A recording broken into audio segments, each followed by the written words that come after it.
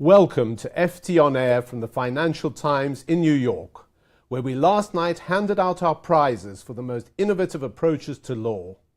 With me to discuss what is most exciting in law today is Reena Sengupta, Chief Executive of RSG Consulting, who researched the awards for the FT, and Joshua Browder, a Stanford computer science student who's not a lawyer at all, but who was commended by our judges last night for planning to put lawyers out of business.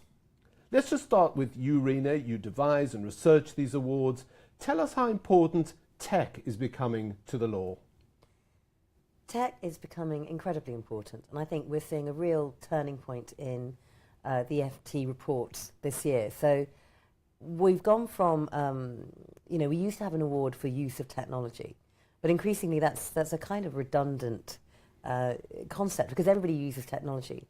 The critical thing is how are you using it and what outcomes are you getting? And what we're really seeing now is a genuine automation of legal services. We're seeing tech platforms connect with each other.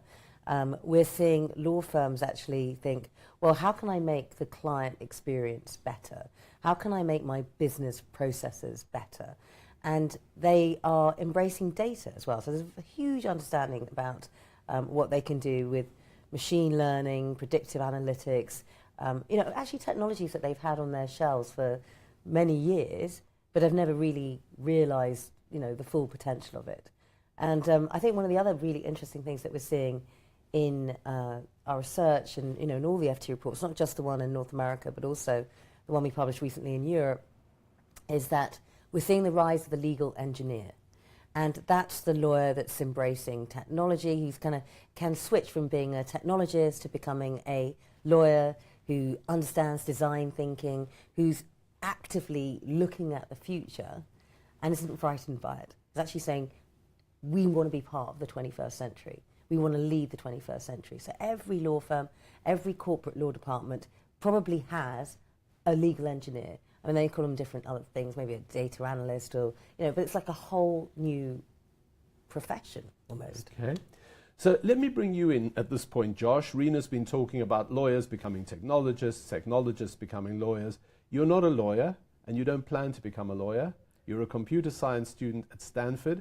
Tell us what you're doing. And before you start, if I can say to everybody watching, listening to this, please do send questions for Josh and for Reena, questions, comments. As we talk, I'll read them out on air and that can contribute to our discussion. So Josh, tell us about what you do. Yeah, so being awarded among all these lawyers, it was an accident for me because when I turned 18, the driving age in the UK, I was a terrible driver and got a large number of parking tickets. And I noticed not only that the government issued these tickets unfairly, but there's this whole industry around copying and pasting appeal letters where lawyers will charge £50 to £100.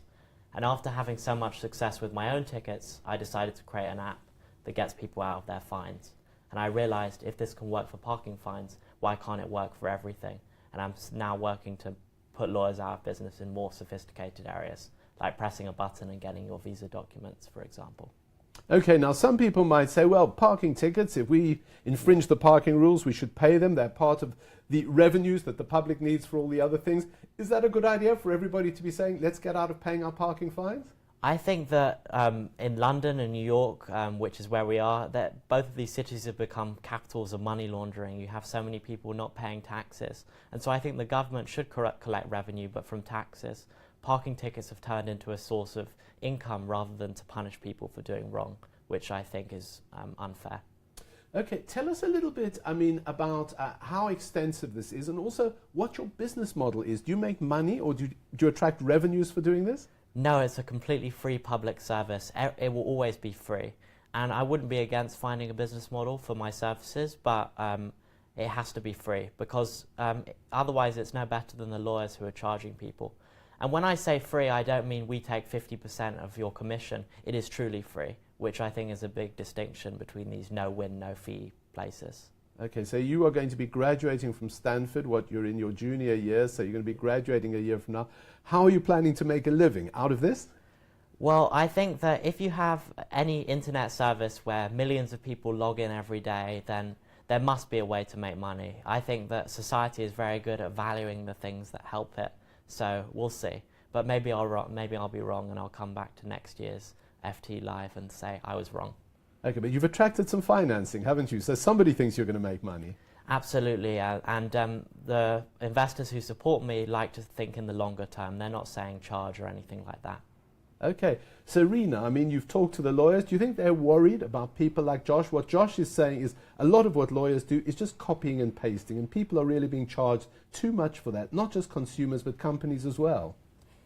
Well, I think what was quite funny, we had a lunch yesterday for corporate law department leaders for General Counsel, and we had Josh speaking at the very end of our lunch, and we had some major corporations there, some Fortune 100 companies, and these General Counsel were sort of laughing, weren't they, Josh? They were sort of laughing nervously at when they were hearing Josh speak about, and they were saying, "Oh my goodness, out of the mouths of babes is coming our future."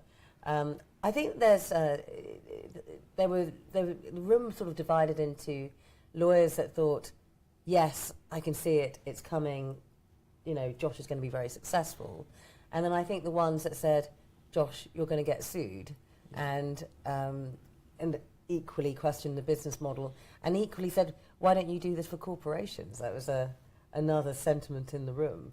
So okay, well, let's come back to that. Why don't you do this from corporations? But just as I say, please do send your questions and comments for Josh, for Rena.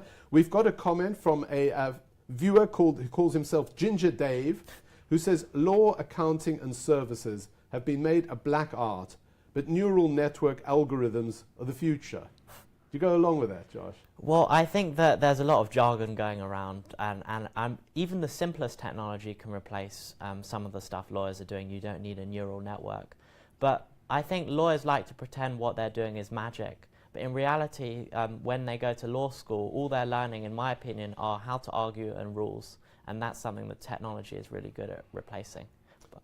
Okay, I mean, one of the things, and Rena, if I can bring this up as well, our Innovative Lawyers Awards over the years, we reward a lot of commercial law applications, but we're seeing a lot of interest about the rule of law, about access to justice. And I suppose this is one of the things that Josh is providing really in a very straightforward way, is access to justice. And this could be presumably extended from parking fines to many other things. Well, absolutely. And actually, I think where you asked earlier, the applications of technology, in the FT reports, we've included a whole chapter and series of awards for the rule of law and access to justice. And clearly, I think, the consumer-facing aspects of Josh's technology are probably the most positive and really where we need to see more of that. And one of our overall winners last night is a chap called Stephen Manning, who has managed to use technology to expand his efforts to help detainees in detention centres and immigration issues. And when we're seeing technology being used in that way, I think it's very, very positive. You can't sort of really argue with that. I suppose one of the interesting things that also came up yesterday was when we're looking at, one of the lawyers I think said to you, Josh, how are you going to manage fraud aspects of people trying to misuse the technology? And that's probably one of the interesting questions. And tell us about that. I mean, how do you decide, or how do your systems decide that a case has merit and that the person bringing it is who they say they are? Yes, so at the moment I'm taking a very platform approach. I'm asking the right questions, triaging people, but if someone wants to lie, they can do that.